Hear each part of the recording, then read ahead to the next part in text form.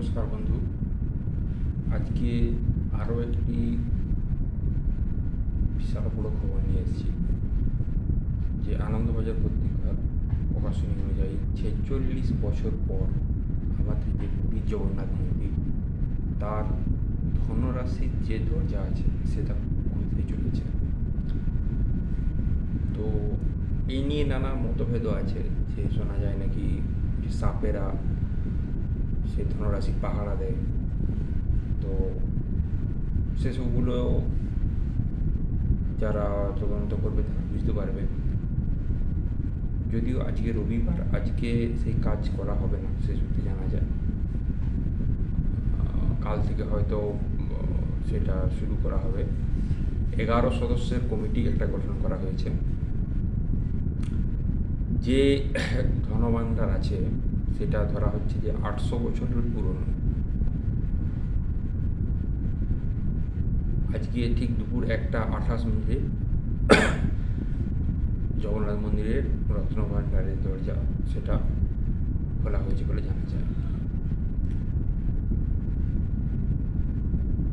এই 11 সদস্যের কমিটির মধ্যে বিশেষ সভাপতি আছেন বিচারপতি বিশ্বনাথ রথ এবং অন্যান্য কমিটির সদস্য সিবিকে মহান্তি।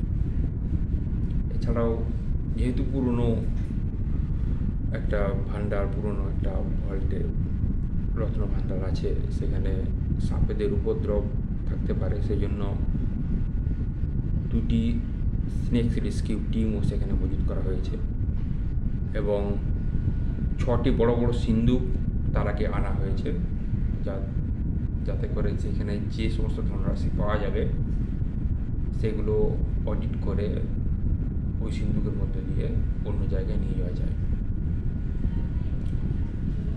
এখানে আমাদের যে উড়িষ্যার মুখ্যমন্ত্রী মোহন চরণ মাঝি আছে, সে এক্স হ্যান্ডেলে তিনি পোস্ট করেছেন যে ৪৬ বছর পরে এই জগন্নাথ তোমার ইচ্ছা অনুযায়ী হয়তো এই মহৎ কাজ সম্পূর্ণ হয়ে যাচ্ছে।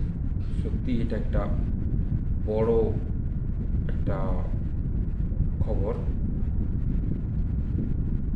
তো ভবিষ্যতে আমরা জানতে পারবো যে সেখান থেকে ঠিক কী কী উদ্ধার হয়, কত রত্নভাণ্ডার উদ্ধার হয়, প্রভুর কী কী আছে। তো আশা করি সেটা আমরা ভবিষ্যতে জানতে পারবো।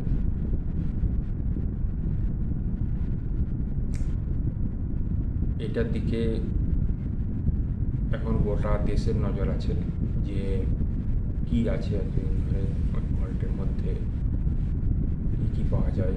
এবং এই যে একটা বিপুল পরিমাণ ধনরাশি আশা করা হচ্ছে যে উদ্ধার হবে প্রভুর, তো সেইটাকে অডিট করার জন্য স্ট্যান্ডার্ড অপারেটিং প্রসিডিওর একটা বিশেষ কমিটি একটা তৈরি করা হয়েছে।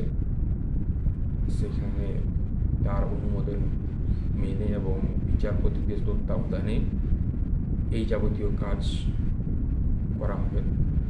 তো আমাদের সবার নজর থাকবে ভবিষ্যতে। তো দেখা যাক কী হয়।